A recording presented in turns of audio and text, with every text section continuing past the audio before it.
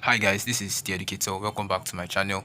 Alright, so in this video we're going to be concluding the CHM101 Crash Course, and then this is the section 3, which means that we have uploaded two sections, the section 1 and the section 2. So if you are just watching the section 3 and you don't know that there's a section 1 and a section 2, please do well to check it out. Alright, so in this section 3 we are going to be looking at two important concepts that you must take note of if you are preparing for CHM101 examination. So we have the redox reaction, and then we have the electrochemistry, where we'll be looking at electrolysis. All right, so as usual, please, if this is your first time turning into this channel, do well to hit the subscribe button, all right, so that you are going to be getting updates as we drop them. So let's dive into the CHM 101 possible question revision. Redox reaction. Question 1. Which of the following species is oxidized in the reaction illustrated above? So most likely you'll be seeing questions like this on the day of your exam, and they'll tell you which of the following species oxidized, which of the following is reduced, and stuff like that. But then you don't need to worry, it's quite easy. And now, how do you go about it? Which of the following species is reduced, which of the following species is oxidized? There is a cheat code.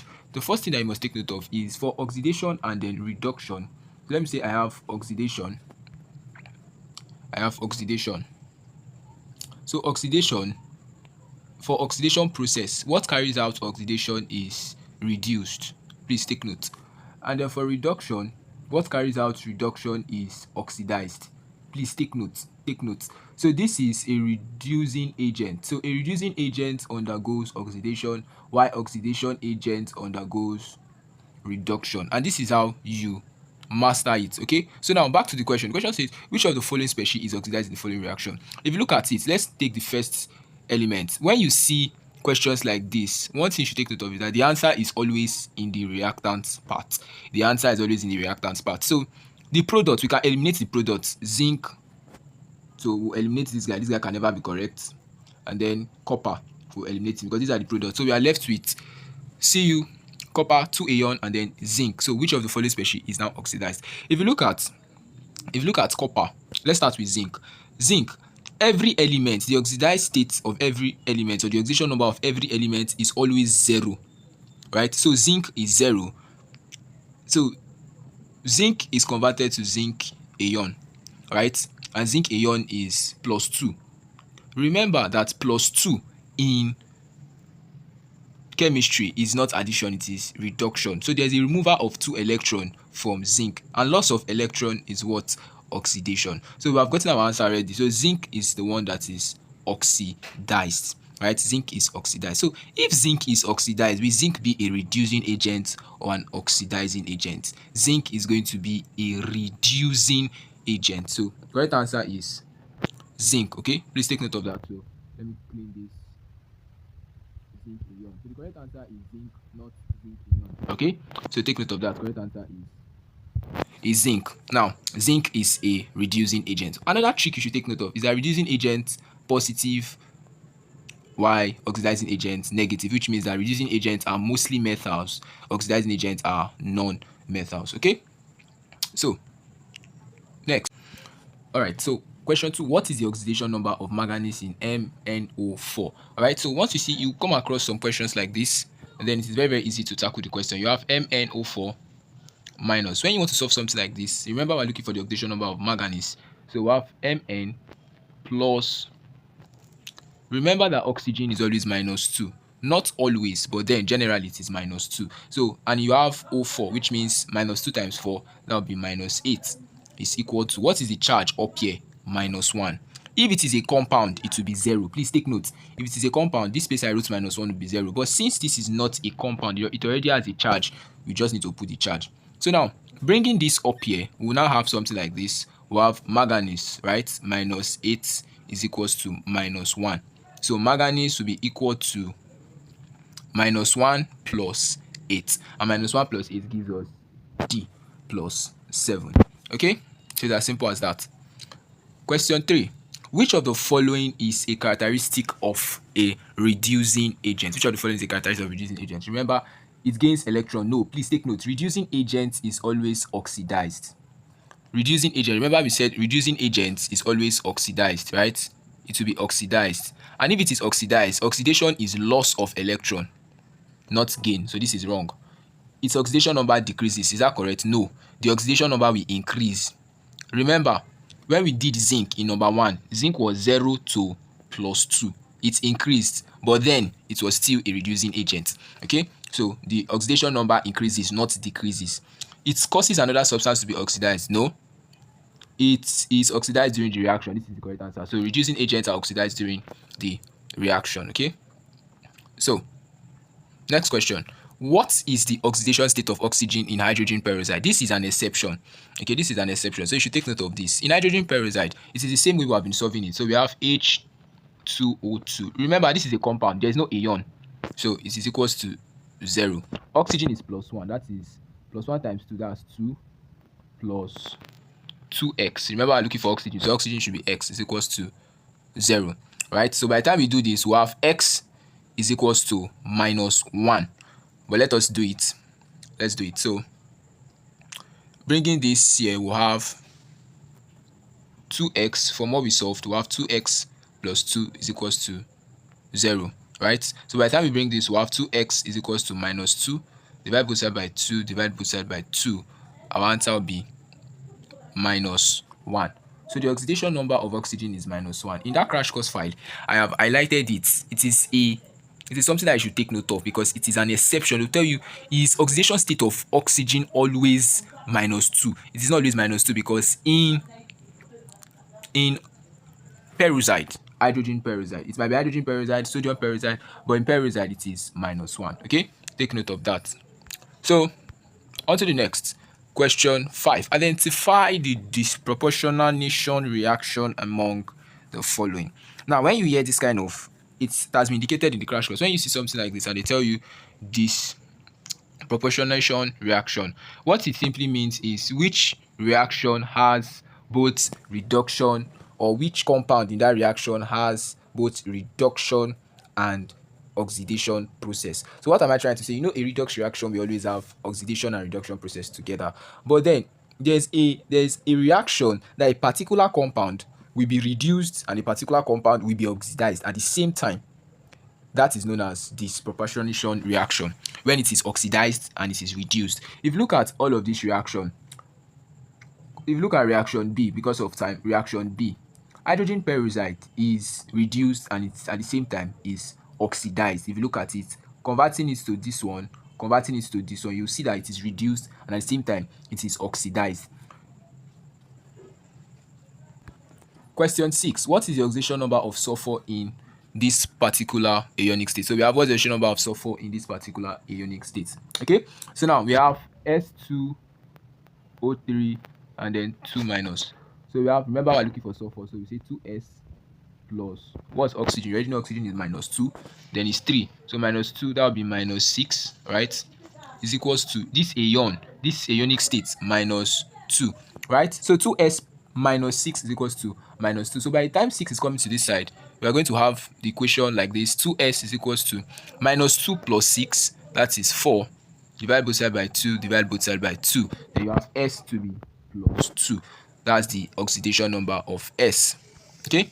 Question 7. In acidic medium, 1 mole of manganese, MnO4 minus, manganate ion, requires how many electrons to be reduced to this guy? Okay. So now, what is this? This is just telling you what's the oxidation state from here to here is what? What's the oxidation state here? MnO4. What's the oxidation number of manganese in MnO4? Oxidation number of manganese in MnO4 minus. All of these things, I'm solving it for the sake of, so that you know how to solve it. But then again, all these common ionic states and compounds, you should already know the answers. You should have the answers already. So by the time you go there and you are seeing the question, you should just pick the question. So we have O4 is going to be -8 definitely. And then minus 1 from here, this guy here -1 plus 8, that will be 7, right? So take note, MnO4 minus will be 7 to Mn2 plus. Mn2 plus is what? 2. So plus 7 to plus 2 is how many? 5. So 5 electrons will be required for this guy to be reduced. And that's why in the reaction, you will now see something like this. Do not write plus 5E minus. This is just what it means. This is how it is gotten. Question 8. Which of the following is the strongest oxidizing agent? Strongest, remember I said oxidizing agent There's something to take note about oxidizing agent. Is it negative or positive? It is negative, which means that it is a non-metal, right? If you look at this guy here is a metal, this one is a metal, sodium is a, then you have fluorine and iodine. These two are non-metals, right? They are non-metals.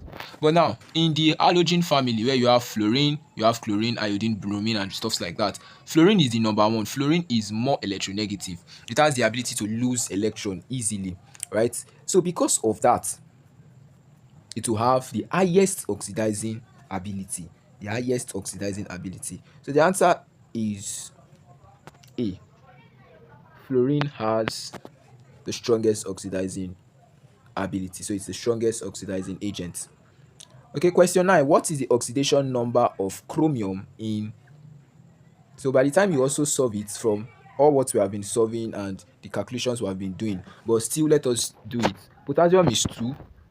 So potassium is 1. So you have 2 here. That's 1 times 2. That's 2 plus 2 chromium, right? Plus O7. What's O7? O7 minus 2. That's 14. You have 14 here, right? So equals to 0, because this is a compound. There's no plus 1 or minus 1, so this is equals to 0, right? So by the time you do this, remember this is minus. Please take note, oxygen, so it's definitely going to be minus, right? So this is minus. So by the time you do this, you have 2Cr, 2 minus 14, you have plus minus, you have minus 12, right? You have minus 12. Minus 12 is equals to 0. So by the time it's coming here, you have, by the time you do everything, you have plus 6 as the oxidation number of chromium in this particular compound. 10. In the reaction represented above, the reducing agent, okay, we have come across another question that looks like this again. Remember, reducing agent be plus or minus. Reducing agent is plus. Alright, reducing agent is plus, which means that reducing agent is a metal.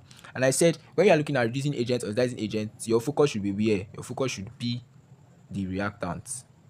Your focus should be the reactant. So forget about the product, which means our focus is option B and option A. Alright, and we already know we have been dealing with this manganate since, and it has been pointing towards oxidizing. This already tells us that our reducing agent is aluminium, and it is a metal. So we're not picking it just because we want to pick aluminium, but then we can still prove why it is aluminium, right? So why is it aluminium? The oxidation state of aluminium in this reaction for the reactant part is 0. Remember, aluminium, every element has 0.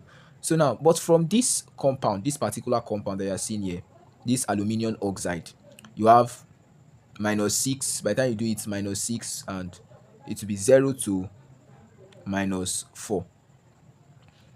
Is this reducing or increasing? What you have is, plus 4. 0 to plus 4. Is it oxidation or reduction? It is definitely oxidation, because there is loss of electron. Remember, plus is not gain. Plus is loss. So there's loss of electron. And then we said any agent or any compound that undergoes oxidation is a reducing agent. So that is why aluminium is the reducing agent here. Okay. Question 11. When sulfur oxide gas is passed into acidic potassium chromate, the color changes from, okay, this is a qualitative analysis question. The color changes from orange to green. Just take note of that. Okay, the color is changing from orange to green because of the oxidizing property and reducing it's a redox reaction, so definitely there will be color changes. All right, so moving on, question 12. What is the oxidation number of phosphorus? Oxidation number of phosphorus, we'll still solve it the way we have been solving others. So hydrogen is going to be 3 plus phosphate P minus 8. That is oxygen. 3 minus 8. So we have P minus 5 is equals to 0. Remember, it is a compound, so it will be 0. So it has already given us a clue. It is plus 5. Alright. 13. Which of these is not a redox reaction? This one is very, very clear. If you see any reaction that looks like this, please take notes. Run away from it. It is not a redox reaction. A reaction that looks like this, like you are substituting. If you look at this now, you have AgNO3 plus NaCl is equal. You see that the Cl that is here switched. It's like they are switching themselves, the substitutes. They are just substitution reaction. When you see something like that, you just know that this is not a redox reaction. It is a precipitation reaction, so it is not a redox reaction. So B. Then moving on, question 14. The oxidation state of an element in its free state is always 0. Okay, we have said that it is always 0. All right. So next question. Question 15. In the half reaction illustrated here, the value of n. So you come across questions like this. Your constraint should be this guy and this guy. All right. The reason why you should not concentrate on this hydrogen ion is because in the balancing of redox reaction, it is just added there to ensure that the balancing process is made easy. Okay, so now let's get the oxidation number of chlorine in this guy. So the oxidation number of chlorine in this state, remember oxygen is -2, so by the time we do, we have 6, then -1, that's the charge. So doing everything, we'll have +5. This one is going to be +5, right? But let us just do it for the sake of, so you have ClO3 minus, right? So Cl minus 6 is equals to -1. So by the time it's coming here, you have 5. So you can see the reason why I said it's 5. So you have +5 here, right? And then chlorine, this chlorine ion is -1. So we have +5 to -1. Or let me make it easy and understandable. You have +5 plus Ne. That means number of electrons to be added -1. So what this means is that, remember, +1 is not gain, +1 is loss. So what this means is that in the left hand side there is a loss of 5 electron. In the right hand side there's gain of +1. So how many electron are we going to add to the left hand side to balance the equation? That is the meaning of redox, balancing redox reaction. So let me break it down and make it simpler. So let me say initially both sides, left hand side is 20, right hand side is 20. If it loses 5, it will become what? It will become 15, right? So let me say this is now 15. Then if this one gains 1, it will be what? That will be 21, right? 21. So now the new reaction is now telling us that the left hand side is 15 and the right hand side is 21. But then again, remember in chemistry, we must balance it. We can't leave it like this. So the question is, how many electrons are you going to add to this 15 to give you 21? That's 6 plus 6. So you have your answers to be 6. So you have option C to be 6. It's question 16. What is the oxidation number of ion in this compound? Okay. So all these compounds that I'm giving here, or ionic states, please take note of them. They are common ionic states and you should know the oxidation number any moment, anytime. Okay. So cyanide is -1. So -1, this will be -6. So you have -6 is equals to -6 plus Fe is equals to -3, right? So if this comes here, you have Fe is equals to -3 plus 6. -3 plus 6, that gives us +3. Okay. Question 17. What process occurs at the anode in any electrochemical system? Anode, any electrochemical system. This is another kind of question that you should take note of. Okay. And now, what happens? There is a mnemonic that you should know, and ox. Everything, all these shortcuts have been illustrated in the crash course. And ox, which means anode. What occurs there is oxidation. 18. What is the oxidation number of carbon in this guy?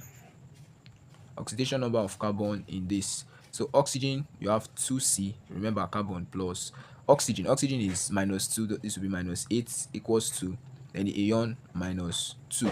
So this will be, when it comes to this side, you have 2C is equals to -2 plus 8, right? So this is going to give us +6. By the time you do it, you have 3. So the oxidation number of carbon in this guy is +3. Please take note of that. 19. During bleaching action of chlorine, the dye is oxidized. That is one of the reasons why chlorine is regarded as a bleaching agent. It is because of the oxidizing property, oxidation. Okay.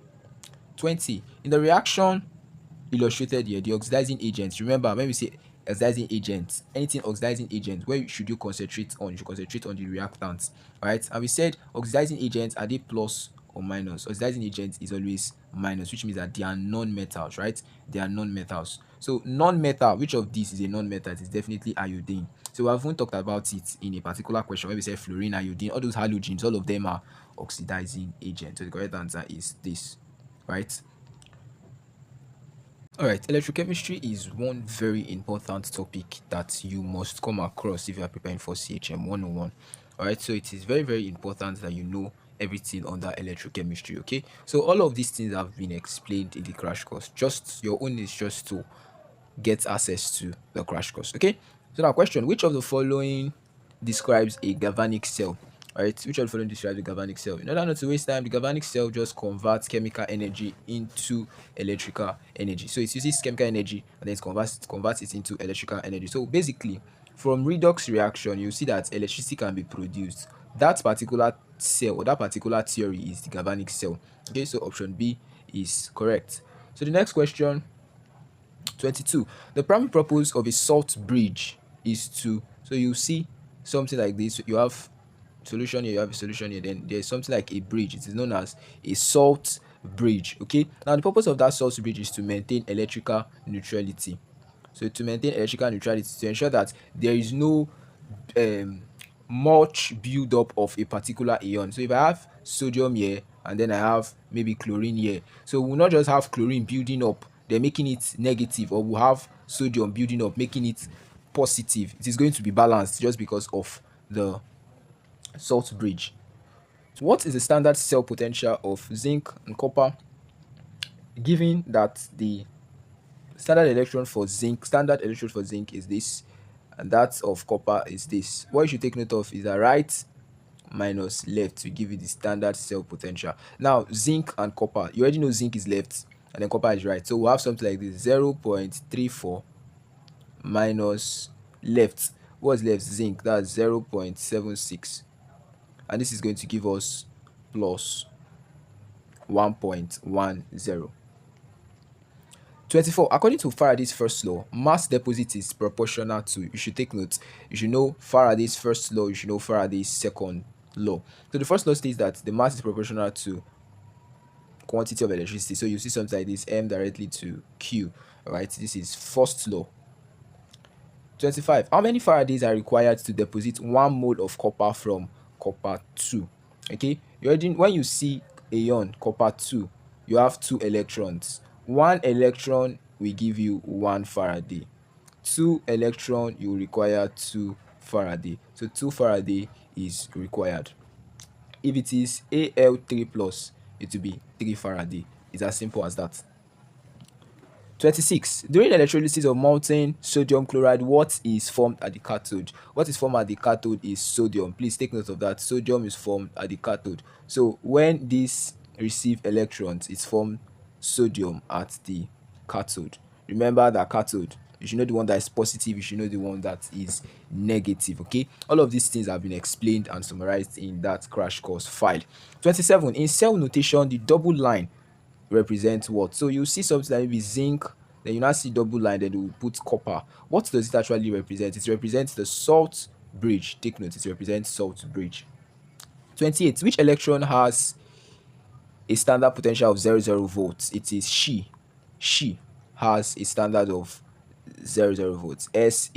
She. Standard hydrogen electrode have 0.00 volts. Okay. 29. Calculate Q when I is equals to 0.5 ampere, that's current, and T is equals to 1930 seconds. Okay, so you will not see questions, you see questions like this, but then you might not see it as direct as it is here. So sometimes it will come in a structured format, not the way it is here. Okay, so you have 0.5 times this, and solving this should give you 965 coulombs. 30. A reaction is spontaneous when the cell electrode is positive. Okay, please take note, when it is positive, it is spontaneous. Question 31. In an electrolytic cell, the anode is always connected to the positive terminal. In that crash course, I gave a mnemonic known as the panic rule. Okay, please don't panic in exam, but then remember panic for your anode and cathode. So positive goes with anode, Pa, while negative goes with cathode. Okay, that is just it. Question 32. The value of 1 Faraday is, this question is a bonus question, 96,500 coulomb per mole. 33. Which method is used in galvanizing iron? It is zinc. Zinc is used in galvanizing iron. Okay. 34. During electrolysis of dilute tetra sulfate 4,6 acid, Anode is oxygen. Please take note. And then this oxygen is produced from H2O. Please don't mistake it for hydrogen. It is not hydrogen, it is oxygen. All right. 35. If 0.5 mole electrons pass through AgNO3, mass of Ag deposited is, this one is also very simple. If the first thing you need to take note of is 1 mole of Ag, the molar mass is 108. Then half, 0.5. Definitely this will be divided by 2, and that gives us 54 gram. Okay. 36. Which is a secondary cell? Secondary cells are rechargeable. Example of cells that can be recharged is a lead acid battery. It can be recharged. Question 37. In electrolysis of copper sulfate, with copper electrodes, the anode loses mass. Take note, because copper dissolves at the anode, and when copper dissolves, you'll be having this 2+. Remember, when you have copper 2 ion and normal copper 2 ion is smaller than normal copper, so it is actually reducing and it is losing mass. Okay. 38. Electrochemical equivalent is mass deposited by 1 coulomb. 1 coulomb, that's the unit, 1 coulomb. 39. Which electrode is written on the left in cell notation? Remember, we have something like this. For example, we have Zn, and then remember we said this in the middle is the salt bridge. What is written at the left is the anode, and what is written at the right is the cathode. So please take note. So what is written at the left is the anode. 40. A hydrogen fuel cell is efficient because it produces only water. Alright, so question 41. Which ion is discharged most easily at the cathode? The answer to this question is copper. Alright, so copper has the copper reduction potential, allows it to be deposited easily at the cathode. Remember the formula: ampere is current, Q is equals to IT.